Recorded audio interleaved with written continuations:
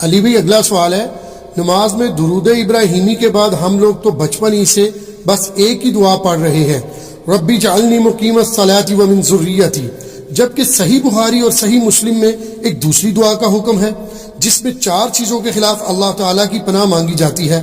ہماری پرانی نمازوں کا کیا بنے گا؟ پلیز کوئی حل ضرور بتا دیں، شکریہ۔ پہلی بات ہے کہ پرانی نمازوں میں تو اپنے بابوں کو روئے نہ جنہوں نے آپ کو ادھورا دین دیا ہے۔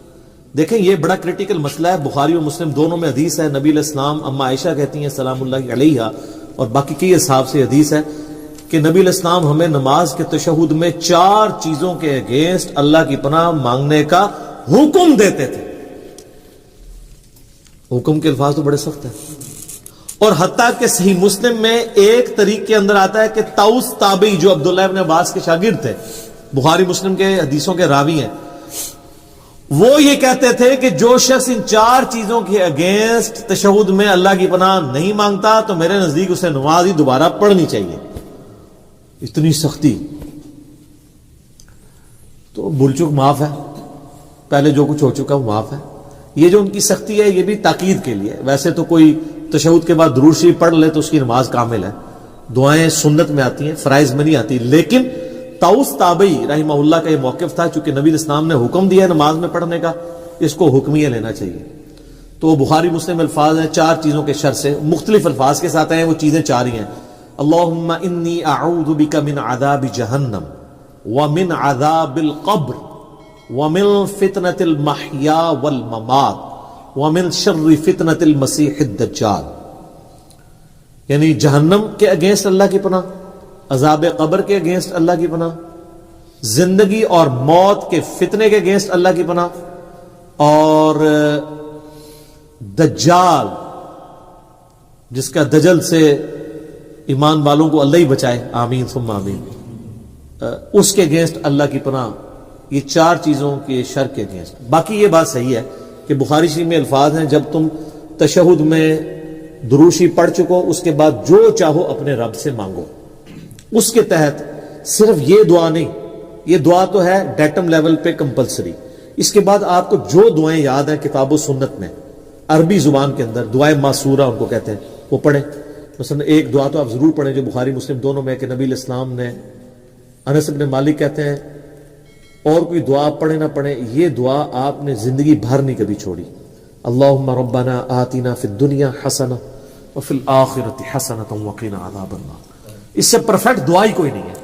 اے اللہ مجھے دنیا میں بھی بھلائیاں عطا فرما اور آخرت میں بھی بھلائیاں عطا فرما، اور سب سے بڑی بھلائی آخرت کی کیا؟ وقنا عذاب النار، آگ کے عذاب سے بچا لے۔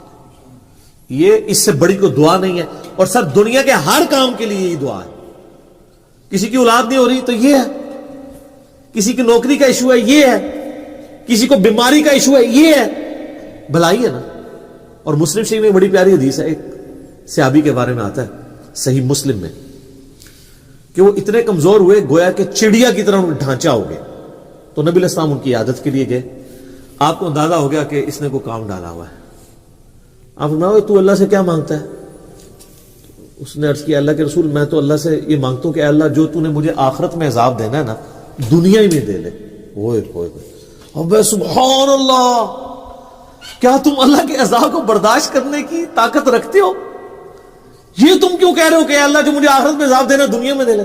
وہ دنیا میں بھی اللہ کا عذاب تو کوئی نہیں برداشت کر سکتا، اور تمہیں تو چاہیے تھا تم دعا کرتے اللہم ربنا آتنا فی الدنیا حسنہ وفی الآخرۃ حسنہ وقنا عذاب النار۔ یہاں ہم ایسے صوفیاء کہتے ہیں کہ ان کو جوئیں پڑی رہتی تھی، کوئی جو نیچے گرتی تھی پھر اوپر رکھ لیتے تھے۔ یہ گند مند دین نہیں ہے اسلام۔ اسلام میں تو یہ ہے کہ آپ نے اللہ سے بھلائیاں مانگنی ہے، تو نبی علیہ السلام کا بھلائی مانگتے، صحابہ کہتے ہیں اس نے وہ دعا پڑھی، وہ اس طرح صحیح ہو گیا جیسے ایک چوزا جب پیدا ہوتا ہے اس کے بعد میں پر نکل آتے ہیں زندہ ہو جاتا ہے، وہ اس طرح وہ اپنی بیماری سے باہر نکل آیا۔ یہ دعا اپنے تشہد میں پڑھے۔ اچھا ایک اور دعا ہے جو سیدنا ابوبکر نے حضور سے مانگ کے لی ہوئی ہے۔ دیکھ لیں صحابہ کرام تو مانگتے بھی تھے، تو کیا مانگتے تھے؟ صحیح بخاری میں حضرت ابوبکر نے کہا یا رسول اللہ، یعنی آپ علیہ السلام نے ترغیب دلائی ہے تشہد میں دعاؤں کی، تو مجھے کوئی ایک خاص دعا ایسی دے دیں جو میں پڑھوں۔ تو آپ صلی اللہ علیہ وآلہ وسلم نے ان کے لیے دعا ان کو تعلیم فرمائی، اللہم انی ظلمت نفسی ظلما کثیرا ولا یغفر الذنوب الا انت فاغفر لی مغفرۃ من عندک وارحمنی انک انت الغفور الرحیم. یہ وہ دعا پڑھتے تھے. اس کے علاوہ بھی کئی دعائیں ہیں. رب اجعلنی ضرور پڑھیں. میں تو بلکہ کہتا ہوں رب اجعلنی مقیم الصلاۃ ومن ذریتی ربنا وتقبل دعا. اس میں ماں باپ کے لیے اولاد کے لیے دعا ہے.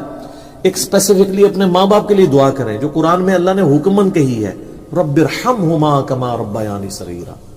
اے رب ان دونوں پہ رحم فرما جس طرح بچپن میں انہوں نے مجھ پہ رحم کیا تھا. یہ دعا پڑھیں. اور سر ایک اور دعا بھی یاد ضرور کریں. میں نے بڑی دفعہ اس کی ترغیب دلائی ہے, خدا کے لیے اب اس کو سیریس لیں. مشکات شریف میں 748 نمبر حدیث ہے. یہ مجھے زبانی یاد ہو گیا ہے نمبر بتا کے, ترمذی کے حوالے سے. جامعہ ترمذی میں سورہ صاد کی تفسیر میں یہ آیت ہے, یہ والی حدیث ہے. مشکات میں کتاب المساجد چیپٹر میں پہلی جلد میں 748 نمبر حدیث ہے. نبی علیہ السلام نے جب اللہ کی خواب میں زیارت کی تھی تو انہوں نے اللہ تعالیٰ سے وہ دعا مانگی تھی. جب نبی علیہ السلام کو اللہ نے کہا مانگ, کیا مانگتا ہے, تو آپ نے کہا اللہم انی اسألک فعل الخیرات وترک المنکرات وحب المساکین وان تغفر لی وترحمنی وَإِذَا أَرَدْتَ فِتْنَةَ فِي قَوْمٍ فَتَوَفَّنِي غَيْرَ مَفْتُونٍ أَسْأَلُكَ حُبَّكَ وَحُبَّ مَن يُحِبُّكَ وَحُبَّ عَمَلٍ يُقَرِّبُنِي إِلَى حُبِّكَ. کیا پرفیکٹ دعا ہے. یہ تشہد میں ضرور پڑھا کریں, بلکہ سجدے میں پڑھا کریں. صحیح مسلم میں حدیث ہے کہ انسان سجدے میں سب سے زیادہ اپنے رب کے قریب ہوتا ہے, لہذا خوب دعائیں مانگا کرو. اور اما عائشہ کے الفاظ ہیں بخاری اور مسلم میں کہ نبی علیہ السلام سجدے اور رکوع دونوں میں ایک دعا مانگا کرتے تھے, سبحانک اللہم وبحمدک, سبحانک اللہم ربنا وبحمدک اللہم اغفر لی. یہ بخاری مسلم میں رکوع اور سجدے کی تسبیحات کے ساتھ یہ بھی مانگتے تھے. ایک تو مسلم شریف میں حدیث ہے نا کہ آپ نے رکوع میں سبحان ربی العظیم پڑھنا ہے اور سجدے میں سبحان ربی الاعلیٰ 3 دفعہ. اس کے بعد بخاری مسلم میں یہ تسبیح بھی ہے. ایک اور تسبیح صحیح مسلم میں سبوح قدوس رب الملائکۃ والروح. اور سجدے میں دعائیں نہیں مانگے. اور ایک دعا تو میں نے آپ کو کئی بار بتائی ہے, ہماری کامیابی کا جو راز ہے, اصحاب کہف کی دعا, ربنا آتنا من لدنک رحمتا وہیئ لنا من امرنا رشدا. اے رب ہمیں اپنے پاس سے رحمت عطا فرما اور ہمارے اس کام میں کامیابی کی کو راہ نکال دے. اصحاب کہف کے لیے پھر کیا راہ نکلی ہے سر. وہ معجزہ ان کے ساتھ ہوا ہے جو کسی پیغمبر کے ساتھ بھی نہیں ہوا. حضرت عزیر کے ساتھ بھی 100 سال کا معجزہ ہوا تھا, ان کے ساتھ 300 سال تھا, اور 309 سال قمری اعتبار سے اور شمسی اعتبار سے 300 سال تھا. یہ دعائیں سر اللہ سے مانگیں. اللہ تعالیٰ نہ مانگنے والے سے ناراض ہوتا ہے اور مانگنے والے سے خوش ہوتا ہے. یہ کائنات کا ایسا بادشاہ ہے, بلکہ یہی بادشاہ ہے کہ جو نہ مانگنے والے سے ناراض ہوتا ہے. باقی تو دنیا میں کوئی بادشاہ ایسا نہیں ہے کہ آپ اس سے مانگیں اور بار بار مانگیں اور وہ تنگ نہ پڑے. اللہ کہتا ہے نہیں مانگو گے میں ناراض ہو جاؤں گا. ادعونی استجب لکم, سورۃ المؤمن آیت نمبر 60. اے میرے بندوں مجھ سے مانگو میں عطا کروں گا. ان الذین یستکبرون عن عبادتی, جو تکبر کرے گا نا مجھ سے نہیں مانگے گا, میں اسے ذلیل و خوار کر کے دوزخ میں ڈالوں گا. وَإِذَا سَأَلَكَ عِبَادِي أَنِّي, جب میرے بندے آپ سے پوچھتے ہیں میرے بارے میں تو آپ فرما دیں کہ میں انی قریب, میں بالکل قریب ہوں. اجیب الدعوۃ الداعی اذا دعان, ہر سننے والے کی پکار سنتا ہوں جب وہ مجھے پکارتا ہے. لیکن شرط ہے فلیستجیبوا لی, تم بھی میرا حکم مانا کرو, ولیؤمنوا بی, اور مجھ پہ ایمان لاؤ جیسا کہ حق ہے تاکہ تم کامیاب ہو جاؤ. تو دعائیں یاد کریں, زیادہ سے زیادہ اللہ سے مانگیں.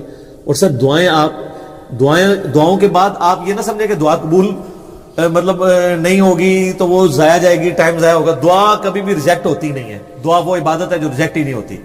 جامعہ ترمذی میں مسند احمد میں ہے کہ جب کوئی دعا کرتا ہے وہ کبھی بھی ریجیکٹ نہیں ہوتی مسلمان کی. یا تو جو مانگا وہ دے دیا جاتا ہے, یا اللہ تعالیٰ اس کے اگینسٹ کوئی بہتر نعمت بدل دیتا ہے, یا پھر قیامت کے دن کے لیے اسے ایز اے عبادت سٹور کر دیا جاتا ہے اور پھر اس کا اجر قیامت میں ملے گا.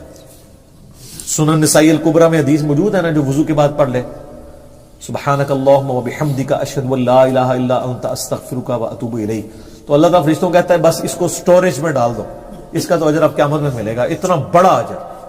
وضو کے بعد کی ایک یہ دعا بھی ہے جو محفل سے اٹھنے کی دعا بھی ہے, اور جو فرض نماز کے بعد کی بھی دعا ہے, اور جو ہمارے گرین کارڈ پہ بھی ڈلی ہوئی ہے. 3 موقعوں پہ یہ دعا ہے, ایک دعا 3 مواقع. اور دوسری وہ دعا ہے جو صحیح مسلم میں, اشہد واللہ الہ الا اللہ وحدہ لا شریک لہ واشہد ان محمدا عبدہ ورسولہ. تو جنت کے 8 دروازے اس کے لیے کھول دیے جائیں گے, جس مرضی دروازے سے چاہے وہ داخل ہو. تو اب رہا پرانی نمازیں, تو سر پرانے بزرگوں نو رو, ویسے رو کوئی نہیں یار, خوشیاں مناؤ. یہاں لوگ پرانی چیزوں کو روتے ہیں. یار آپ شکر نہیں ادا کرتے کہ جن کو آپ اتنا بڑا سمجھتے تھے وہ تو مارے گئے تھے. جو آپ اپنے آپ کو کچھ نہیں سمجھتے تھے, اللہ نے آپ کو کہاں گندے نالے سے اٹھا کے کہاں پر پہنچا دیا. تو بزرگوں کے غم پہ اپنی آخرت کی خوشی کو ترجیح دیں. یہ میرا گولڈن کوٹ لے جائیں. بزرگ بابوں کے غلط سکھانے کے غم پہ, اور جو ان کے ساتھ ہو رہی ہوگی اس گمراہی پھیلانے پہ, اس کے غم پہ ترجیح دیں اس خوشی کو کہ میں بچ گیا. ٹھیک ہے. یعنی ہمیں لوگ کہتے ہیں نا جی آپ نبی الاسلام کی وفات کا غم کیوں نہیں مناتے؟ سر نبی الاسلام کے آنے کی خوشی اور آپ کے ذریعے جو ہمیں ہدایت اور ہمیشہ کی کامیابیاں جنت کی مل گئی ہیں, وہ ان کے جانے کے غم پہ بھاری ہے. اگر غم بھاری ہوتا نا تو صحابہ کرام پھر رومن اور پرشین امپائر نہیں اکھاڑ سکتے تھے, وہ غم ہی لے کے بیٹھ جاتے.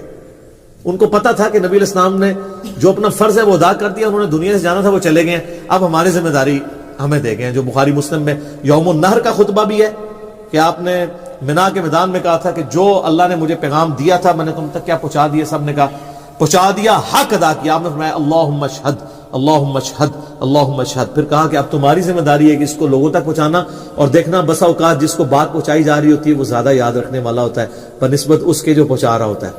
اور محدثین جب یہ حدیث پڑھا کرتے تھے تو کہا کرتے تھے صدق رسول اللہ. اوئے ہائے ہائے, رسول اللہ نے سچ کہا تھا.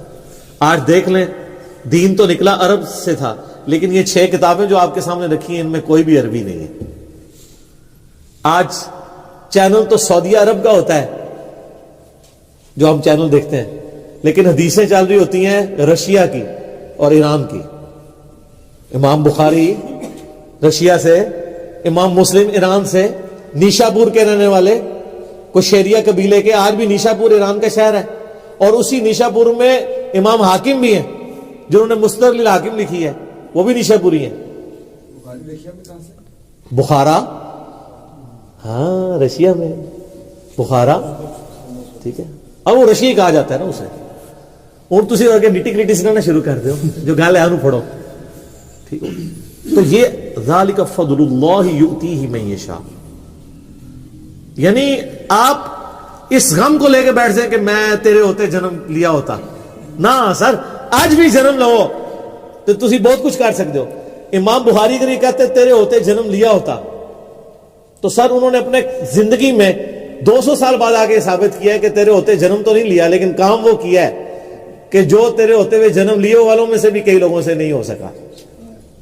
سر تھوڑی بات ہے, پوری دین کی عمارت کھڑی ہوئی ہے. ٹھیک ہے, تو غم کی بجائے نا کام کیا کریں. میرے آگے آ کے سارے رونا, او جی وہ اے ہو رہا ہے جی, وہ ہو رہا ہے جی, دیکھو جی دنیا کس پاس جا رہی ہے. سر اے رونے نا رو, ان لوگوں کی ریمیڈیز کرو, لوگوں کو سمجھاؤ, لوگوں کو بتاؤ کہ یہ غلط ہے یہ صحیح ہے. لیکن اس کے لیے آپ کو جھوم جھوم کے کہنا ہوگا کہ نہ میں وابی نہ میں بابی, میں ہوں مسلم علمی کتابی.